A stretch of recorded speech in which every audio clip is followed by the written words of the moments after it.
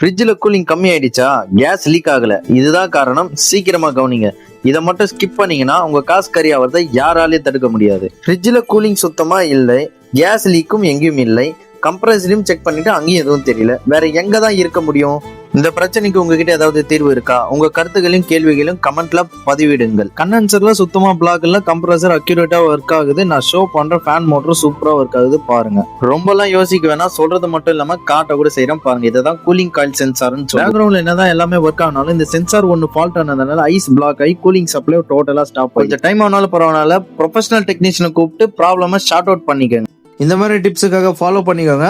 By the வே, நீங்க மட்டும் improve ஆனா உங்க ஃப்ரெண்ட்ஸுக்கும் ஷேர் பண்ணுங்க, அவங்களும் இம்ப்ரூவ் ஆகட்டும்.